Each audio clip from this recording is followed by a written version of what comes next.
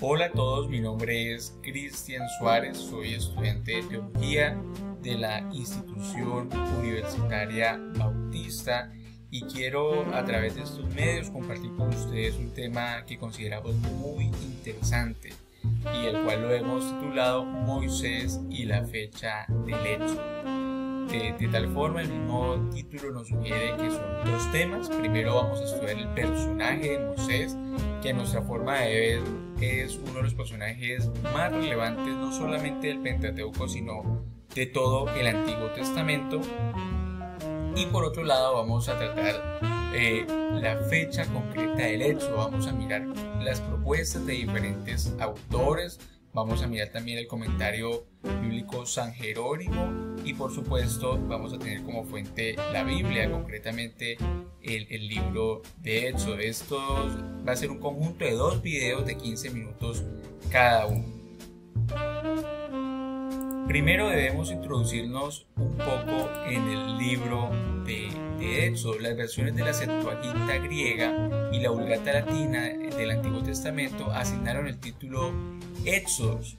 De ahí deriva su nombre en el griego, en plural, que es la designación de los traductores de la Septuaginta, como les digo, que le dieron a este libro, que significa básicamente también salida, e ilustra el evento que marca el fin de la esclavitud en Egipto del pueblo de Israel, el cual es el hecho histórico dominante en el libro.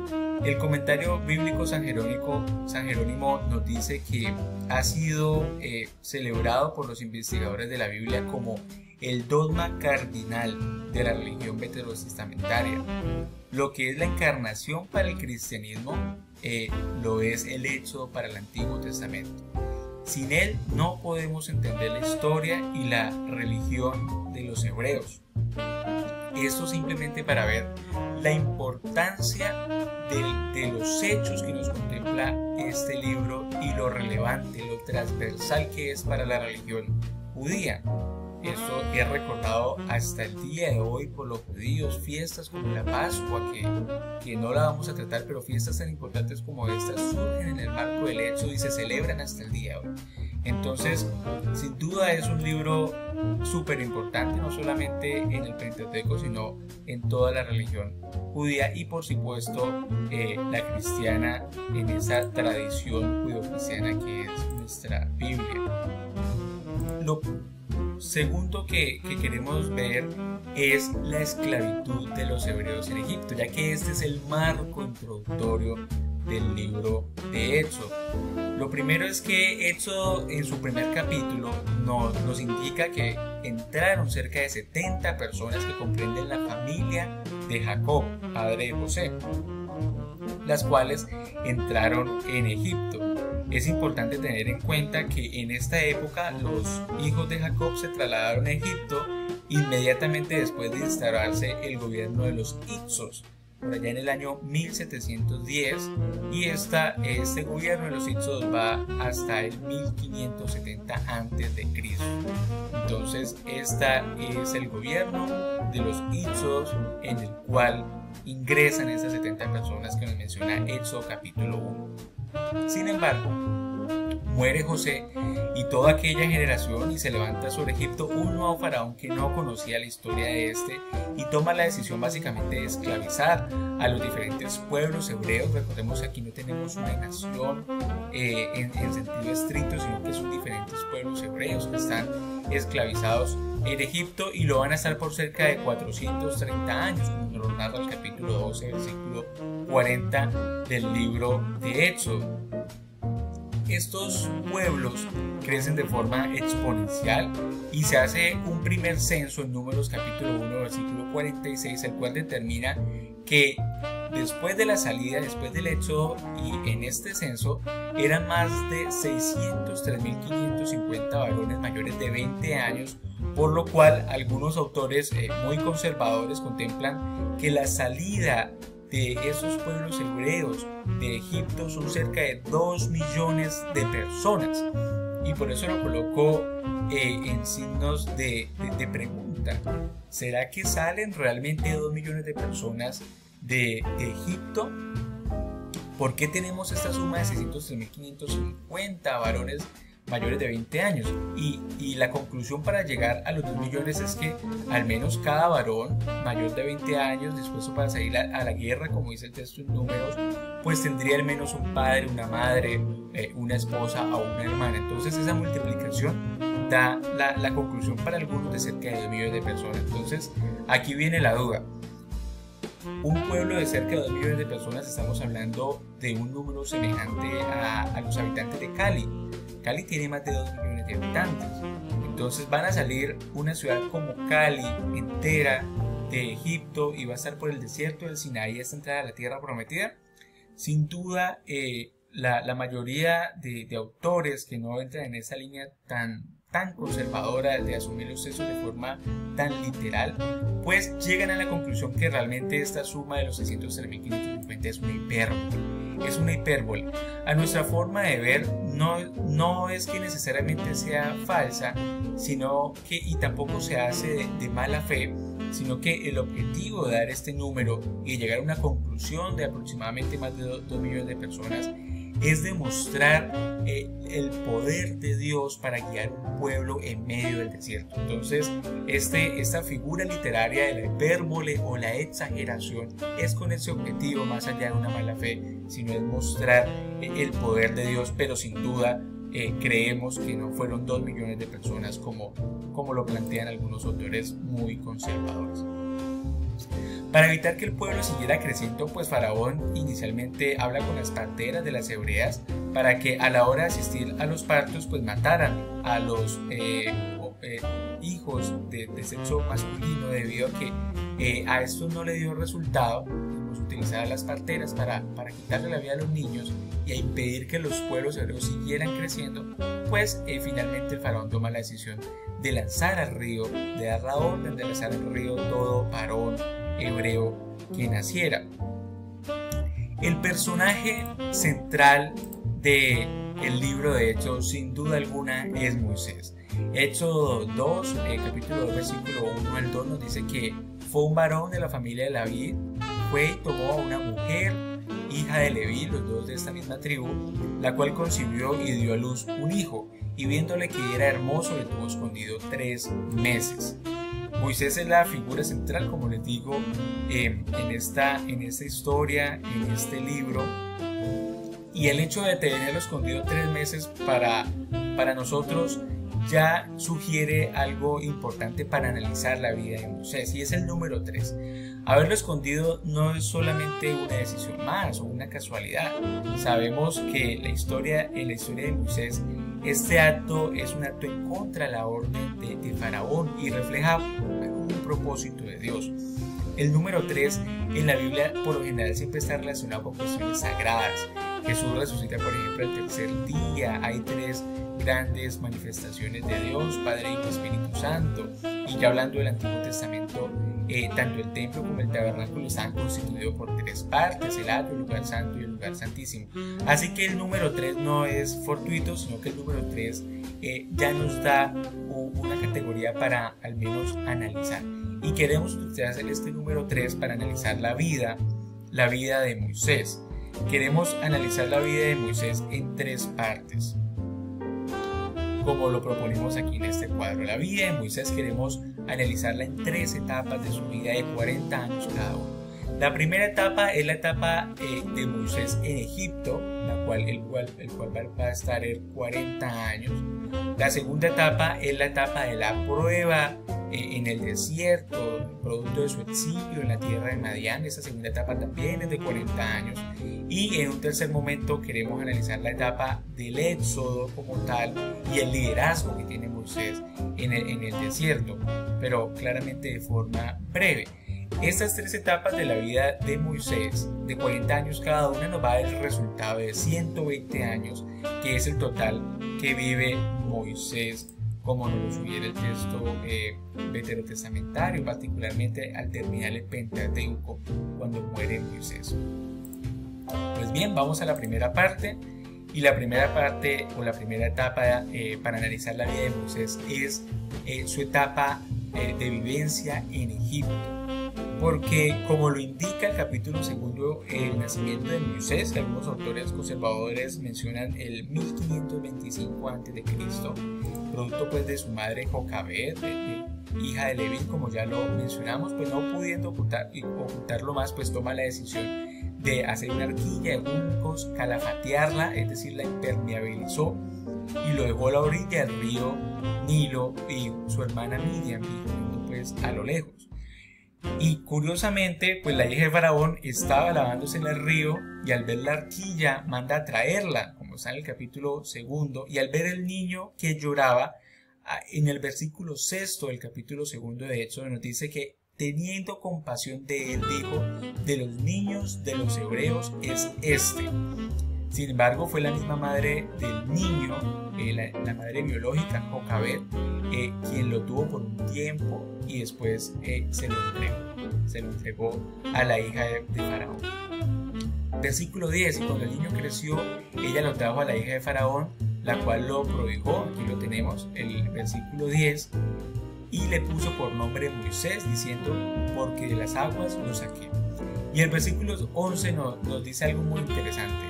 En aquellos días sucedió que, crecido ya Moisés, es decir que el texto bíblico, el versículo 11 concretamente, pasa por alto los 40 años de vida de Moisés como hijo adoptivo de la princesa, hija de Faraón.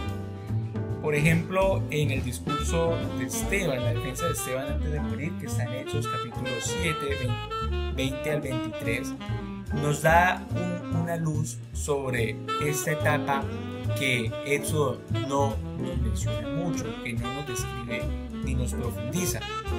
Nos dice que y fue enseñado Moisés en toda la sabiduría de los egipcios, y era poderoso en sus palabras y obras. Cuando hubo cumplido la edad de 40 años, nos dice Lucas en Hechos, le vino al corazón el visitar a sus hermanos, los hijos de Israel. Aunque el libro de Hechos no nos da muchas luces sobre esta primera etapa de la vida de Moisés, pues sí vemos que curiosamente en Hechos, en esa defensa de Esteban antes de morir, pues sí nos la da.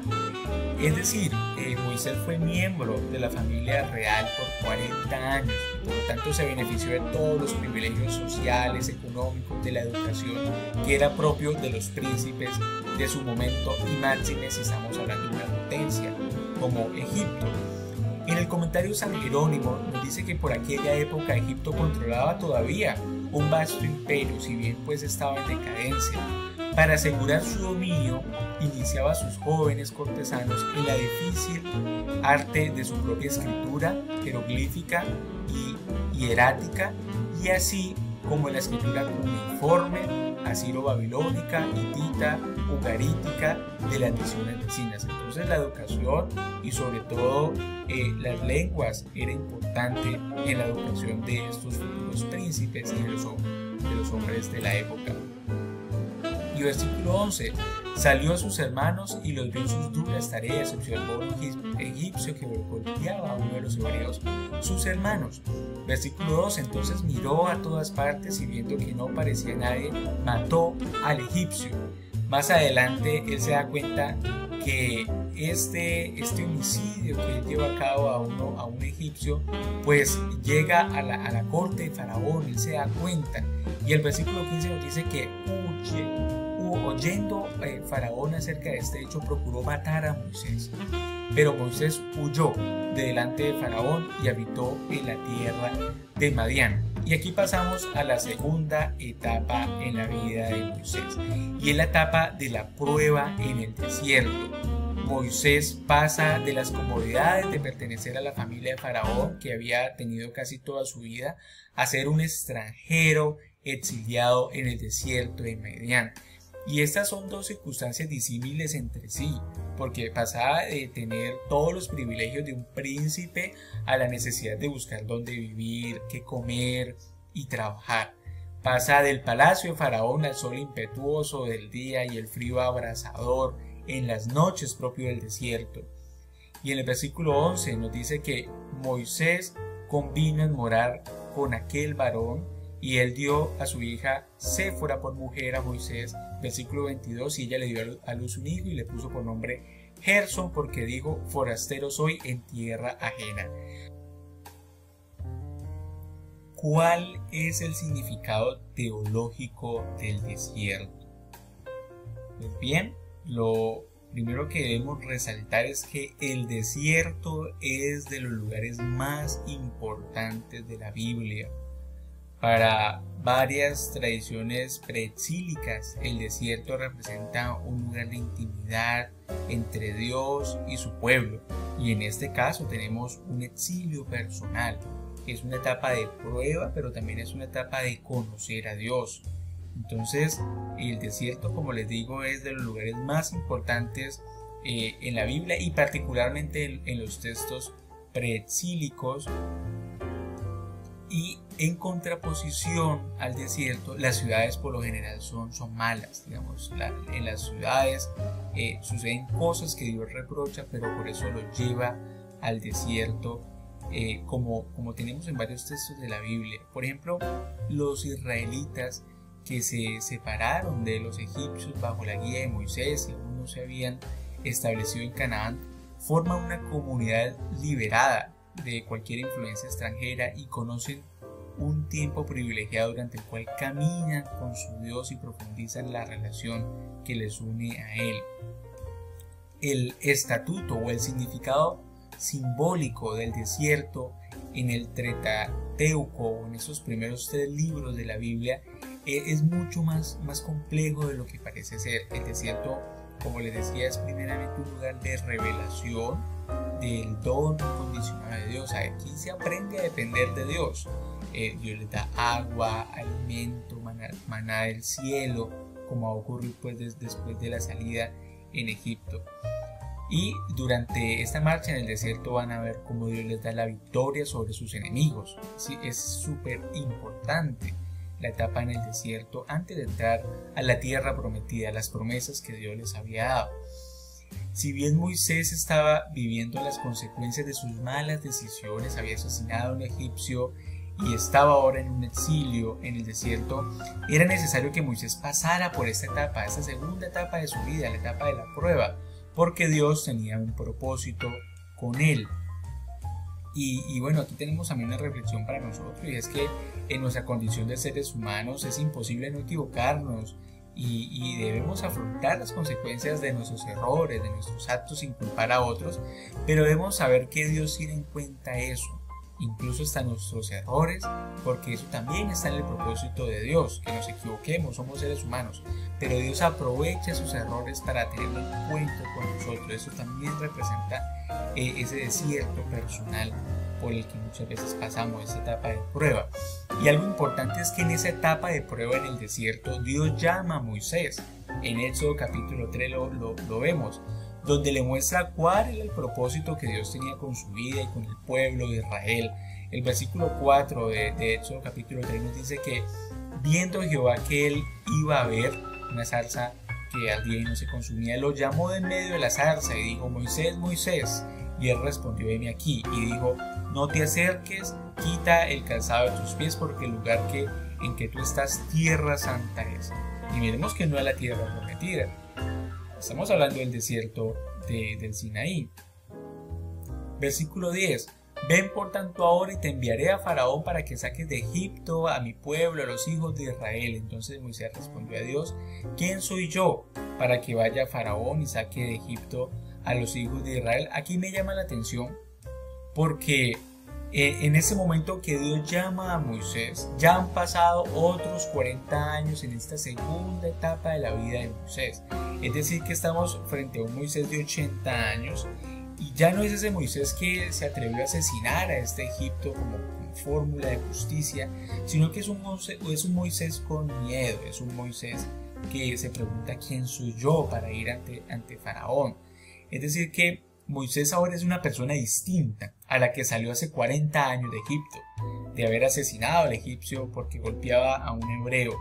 Era necesario que Moisés pasara esos 40 años en la familia de Faraón, esa primera etapa, pero sin duda que también era necesario esos 40 años que pasó exiliado en el desierto para que se formara el carácter, la personalidad de quien iba a ser el libertador de Israel, embajador de Dios ante Faraón. Entonces es necesario esas dos etapas en la vida de un gran líder como estos. Si pasamos a la tercera etapa de la vida de Moisés, y es la etapa precisamente del éxodo y del liderazgo que este va a tener en el desierto. Él va a volver al desierto. Como les decía, Éxodo 7, versículo 7 nos dice que Moisés tenía 80 años cuando se presentó ante Faraón. 80 años, ya había pasado esas dos etapas, etapa de su vida en Egipto, la etapa en el desierto de Madián, y ahora estaba en esa tercera etapa que si bien lo pueden ver así, es la etapa del desarrollo, del propósito, es la etapa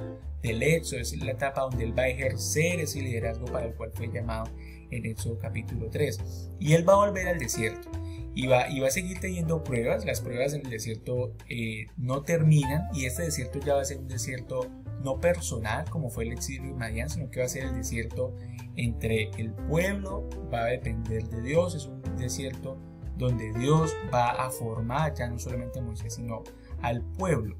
Y va a tener situaciones complejas en esta tercera etapa, que son otros 40 años de la vida de Moisés, y donde va a pasar pruebas muy grandes. En varias ocasiones los pueblos hebreos se rebelan contra Dios, se rebelan contra el liderazgo de Moisés. Pero la diferencia es que esta vez estaba convencido Moisés, que estaba desarrollando el propósito de que Dios tenía con su vida y con el pueblo de Israel, y el cual era llevarlos a la tierra prometida. Entonces él vuelve al desierto, pero no en las mismas condiciones, ya está en la tercera etapa de su vida. Y hay grandes señales que ratificaban que Dios estaba con Moisés, y una de ellas que llama mucho la atención son las 10 plagas en Egipto.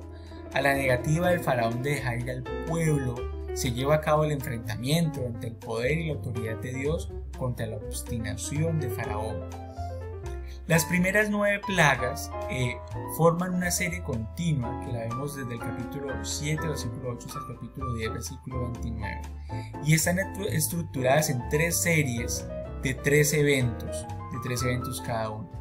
La primera plaga de cada una de estas series se introduce por el mandato de Dios a Moisés de levantarse temprano e ir al encuentro con el faraón en el río. La segunda plaga de estas series se introduce con el orden de entrar en la presencia de faraón, con la demanda de dejar a ir al pueblo de Dios. Y la tercera serie siempre llega sin ninguna advertencia. Entonces esa es una fórmula que vemos en el libro de Prolegómenos del profesor Luis Carlos Rincón, y que es una buena forma de estudiar estas plagas en Egipto, por lo menos las primeras 9. Y aquí vemos pues la estructura y los 3 grupos de las 3 series de 3 frente a estas primeras plagas.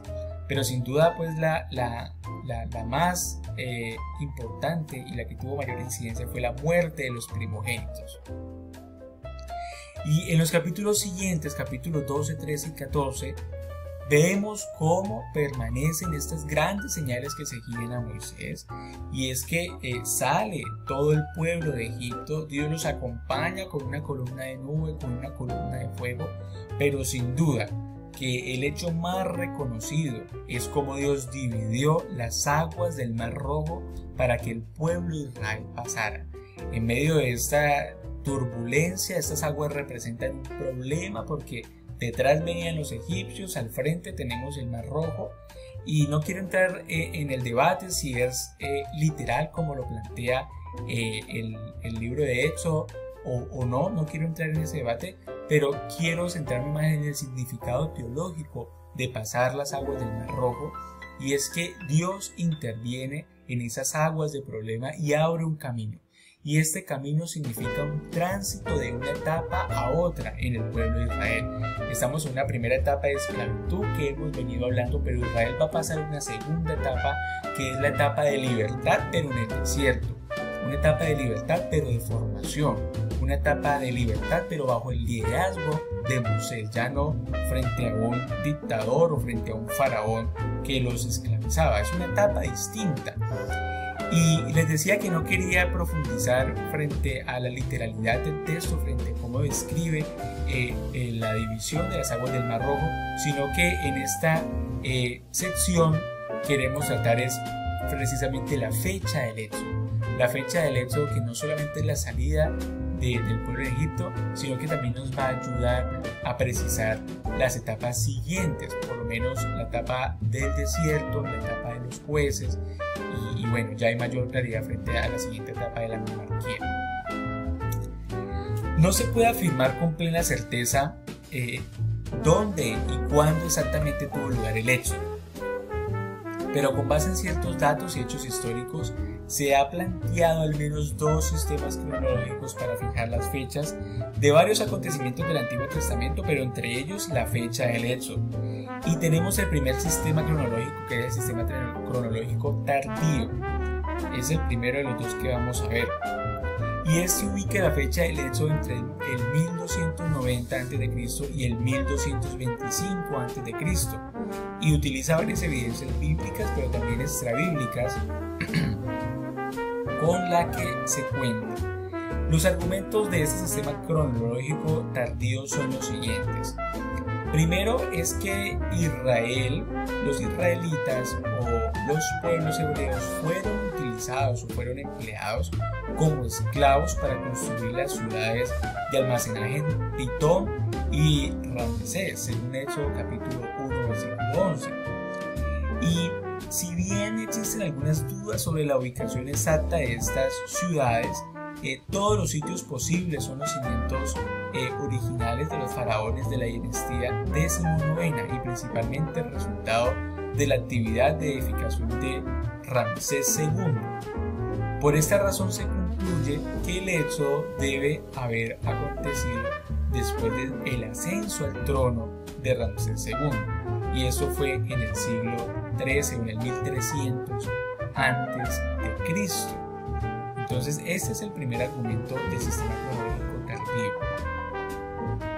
Otro argumento de este sistema cronológico tardío es que durante el peregrinaje en el desierto debieron desviarse alrededor de unas ciudades de Edom y Moab, de acuerdo con Números 20, 14 al 20. La arqueología indica que estos reinos no existían antes del 1300 a.C. Este es otro argumento.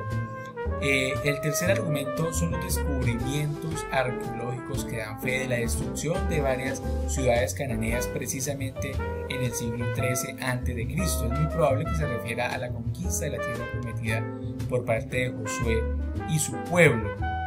Autores como José Luis Sicre, un español muy reconocido, con base en estudios recientes, ubica la fecha del éxodo precisamente en el 1250 a.C. y el faraón posiblemente es Ramsés II, conocido por sus monumentales construcciones, como ya lo mencionamos. El segundo sistema cronológico para fijar la fecha del éxodo lo llaman el sistema cronológico temprano, y es que la fecha del éxodo está relacionada directamente con la construcción del templo durante el reinado de Salomón, y esto, la base bíblica más importante la encontramos en Primera de Reyes 6:1, que nos dice que en el año 480, después que los hijos de Israel salieron de Egipto, el cuarto año del principio del reino de Salomón sobre Israel, en el mes de Siv, que es el mes segundo, comenzó él a edificar la casa de Jehová. En este sistema cronológico temprano, la base del argumento radica en la construcción del templo de Salomón. Ahora, aquí queremos precisar un análisis ya con varios autores, no simplemente el texto bíblico, y es frente a esta etapa de la monarquía a la cual hace referencia Primera de Reyes 6:1, y que va a tomar una fecha importante que es la construcción del templo, y de esa forma va a determinar la fecha del éxodo o de la salida de los pueblos hebreos. Y es que el inicio del periodo de la monarquía, en esta etapa de la monarquía, existe más o menos un consenso que apunta al siglo XI a.C. El profesor Luis Carlos Rincón en su libro Prolegómenos concretamente lo ubica en el 1050 a.C. El reconocido doctor John MacArthur data este inicio de la época de la monarquía en el año 1043 a.C. y un autor también muy relevante, José Luis Sicre, que ya lo hemos mencionado, data esta fecha en el año 1020 a.C. Es importante resaltar que existe un relativo consenso, no solamente en esta época de la monarquía, sino concretamente en los periodos de los primeros 3 reyes en esta etapa. Y lo que nos llama la atención es que tanto autores conservadores como liberales de diferentes tendencias académicas pues concuerdan en estas fechas. Si miramos las fechas que mencionamos, estas 3 fechas, pues autores de diferente línea, unos más conservadores, otros más liberales, pues concuerdan con diferencias de 20, 30 años que el inicio de la monarquía es a partir del siglo XI a.C. Y vemos que ese relativo consenso, como les decía, se evidencia también con algunas pequeñas diferencias de los años, pero ese consenso también acompaña estas 3 primeras etapas del periodo de la monarquía. Y tenemos el reinado de Saúl a partir del año 1050 a.C. hasta el 1100. Tenemos también el reinado de David del año 1010 al 1070 a.C. y el tercer rey, hijo de David, Salomón, del año 970 al 931 a.C. Aproximadamente 40 años cada uno de estos 3 reinados. Durante esta tercera etapa o este tercer reinado bajo el liderazgo de Salomón es donde se inicia la construcción del templo entre el año 966 y 960 a.C. Y es importante tener en cuenta estas fechas por lo que hemos venido mencionando de Primera de Reyes 6.1. Y es que si a esos 966 o 960, que es la fecha del inicio de la construcción del templo bajo el reinado de Salomón, le sumamos los 480 años que nos menciona Primera de Reyes 6.1, pues vamos a tener un resultado, una fecha del Éxodo como fecha el 1446 o 1440 antes de Cristo. Recordemos que este texto que tenemos citado nos dice que en el año 480, después que los hijos de Israel salieron de Egipto, al 4.º año del principio del reino de Salomón sobre Israel, en el mes de Sif, en el mes segundo, comenzó a edificar la casa de Israel. Entonces, este sistema cronológico temprano utiliza con un gran fundamento este texto para llegar a estas conclusiones de 1446 y 1440 a.C. Autores como Robert Cave aseguran que la fecha del hecho fue en el año 1440, por ejemplo. John MacArthur, que ya lo hemos mencionado, menciona el 1445 a.C., y en lo cual concuerdan la mayoría de autores de tendencia conservadora. Entonces, ¿qué tenemos hasta aquí? ¿Cuál es la problemática que queremos resaltar? Es que primero tenemos un sistema cronológico temprano que data la fecha del éxodo en el año 1446 a.C., pero tenemos también un sistema cronológico tardío que data esa misma fecha en el año 1250 a.C. Estamos hablando de forma aproximada, pero estas son las conclusiones de dos sistemas cronológicos disímiles, entre varios que pueden haber, pero esos son los de más fuerte tendencia. Es decir, tenemos una diferencia entre ambos sistemas cronológicos de 900 o de 196 años, perdón, 196 años. Ahora, tenemos posturas que la tenemos en el comentario de San Jerónimo, y es que dado que las pruebas arqueológicas se inclinan hacia una fecha del siglo XIII, es decir, este comentario de San Jerónimo tiende al sistema cronológico tardío, es quizás más seguro tomar los 480 años de Primera de Reyes 6.1, como un número aproximado que indica 12 generaciones. Es decir, que este comentario San Jerónimo que hemos estudiado tiene un sistema cronológico tardío, y esos 480 años de Primera de Reyes 6.1 pues no lo toma de forma literal. Además de estos dos sistemas cronológicos, queremos presentar una tercera propuesta, más bien reciente en estos últimos años, y esta propuesta nos la hace el destacado arqueólogo Israel Finkelstein. Él tiene un libro producto de su trabajo en arqueología que lo ha titulado La Biblia desenterrada. Y él llega a unas conclusiones en este libro pues que quisiera compartirlas con ustedes, porque está por fuera de los dos sistemas cronológicos que hemos mencionado. Y quisiera casi que leerlo de forma literal como él lo menciona, pero ahora podemos ver cómo se ensambló aquella asombrosa composición bajo la presión de un conflicto creciente entre Egipto en el siglo VII a.C.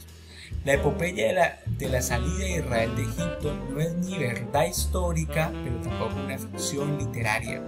Es una vigorosa expresión de recuerdos y esperanzas nacida en un mundo en medio de un cambio. El enfrentamiento entre Moisés y Faraón reflejó la trascendental contienda entre el joven rey Josías y el faraón Neco, recién coronado. Fijar esta imagen bíblica en una fecha concreta es traicionar el significado más profundo del relato. La Pascua no es, por tanto, un acontecimiento singular, sino una experiencia continua de persistencia nacional contra poderes de cada momento. Es decir, que Israel Finkelstein va a proponer que estas vivencias, estos hechos de hecho, no es una verdad histórica, y por lo tanto no se puede fechar como una ocurrencia, sino que el objetivo de estos textos escritos o concretados, como lo dice Israel Finkelstein, en el siglo VII a.C., imagínense, tantos siglos después, en el siglo VII, tiene un sentido, y es que en ese momento había un conflicto político entre Israel bajo el reinado de Josías y Egipto. Había un conflicto entre ellos, un conflicto político. Por lo tanto, se toman esos textos autoritativos que tenían desde antes, y ese enfrentamiento entre Moisés y Faraón ahora va a reflejar ese enfrentamiento entre Josías y el Faraón. Pero estamos hablando ya del siglo VII antes de Cristo. Entonces, eso tiene más bien un sentido histórico teológico que una fecha como tal. Entonces, y el sentido histórico no es una verdad histórica en la cual sucedió los hechos del hecho, sino en el momento en el que se escribe. Y aquí es importante hacer una distinción entre el tiempo y espacio interno del relato bíblico y el tiempo y espacio externo. Entonces Israel Finkelstein se va a centrar en ese tiempo y espacio externo en el cual se escribe Éxodo, y va a tener ese sentido de un enfrentamiento actual entre Israel y Egipto, y esa es la razón básicamente de los acontecimientos de Éxodo. Es una propuesta totalmente interesante, novedosa, por fuera de los dos sistemas cronológicos que hemos mencionado. Y ya para concluir, ¿cuál es la razón entonces, dejando de lado Israel Finkelstein y tomando más bien esos dos sistemas cronológicos? ¿Cuál es la diferencia? ¿Cuál es la razón de esa diferencia de cerca de 200 años respecto de la fecha del Éxodo? ¿Cuál es la razón de esos dos sistemas cronológicos que divergen en sus conclusiones de la fecha? Y a nuestra forma de ver, la razón de esa diferencia pues está precisamente en la etapa siguiente al Éxodo y la etapa de Josué, y en la etapa de los jueces. Ahí está la razón de ser. Y es que la respuesta a esta diferencia decimos que está en Jueces, porque respecto de las fechas del periodo de los jueces sí existe una gran discrepancia. No es lo mismo frente a la etapa de la monarquía, donde hay más o menos un consenso, como decíamos. Mientras autores como Francois Castel aseguran que a pesar de las numerosas cifras que nos ofrecen los libros de los jueces, no podemos decir nada de la época relativa a cada juez. No sabemos ni cómo se sucedieron, ni algunos de ellos cómo juzgaron en su tiempo. Tampoco sabemos cómo comienzan las instituciones de los jueces. Autores como Luis Carlos Rincón y José Luis Sicre datan este periodo de los jueces entre el 1200 y el 1050 a.C., es decir, una etapa de 150 años, lo cual coincide con la mencionada fecha del éxodo en el sistema cronológico tardío que lo fijan en el 1250 a.C. Sí, sin embargo, es importante tener en cuenta que, por otro lado, acogiéndose a lo que ya hemos mencionado, Primera de Reyes 6.1 del otro sistema cronológico, y también en Jueces 11.26, el cual contempla que Israel habitó por 300 años diferentes aldeas durante la época en mención de los jueces. Autores conservadores como John MacArthur asegura que la época de los jueces cubre un periodo de cerca de 350 años, miremos la diferencia, y también concuerda con Samuel Schultz, quien considera que este tiempo de los jueces desde Otoniel hasta Sansón se aproximaría a unos 3 siglos, del 1360 al 1060 antes de Cristo. Si bien, como lo asegura Schultz, no podemos sumar los años de liderazgo de cada uno de estos 14 jueces desde Otoniel hasta Sansón, porque nos daría cerca de 410 años, o sea, porque no es una secuencia cronológica donde termina un liderazgo y inicia el otro. O sea, evidentemente hay liderazgos simultáneos. Nosotros consideramos que estos liderazgos de los jueces, si bien no son tan simultáneos, como lo decíamos, tampoco lo pueden ser de tal forma que tengamos un periodo de los jueces de solo 150 años, como lo proponen autores más liberales como Sicre, entre otros. Nosotros más bien nos acogemos a ese periodo de 3 siglos propuesto por John MacArthur y Schultz y otros autores, máxime si estos parten de textos bíblicos como Primera de Reyes 6.1 y Jueces 11.26. Es decir, que creemos que esos 480 años que están en Primera de Reyes 6.1 pues no son simplemente datos que se deben tomar como un aproximado, sino que creemos, frente a que falta todavía evidencia histórica y extrabíblica para determinar que la época de los jueces, la época de Éxodo es en el siglo XIII, nosotros nos mantenemos en la posición del sistema cronológico temprano de datarlo en el año 1446-1440 a.C. Bueno, hasta aquí dejamos este tema de la época del Éxodo, básicamente tratar de desentrañar el debate que hay frente a fijar la fecha de este evento tan importante. Queremos darle las gracias a todos los que nos han acompañado hasta este momento y esperamos vernos en otra oportunidad.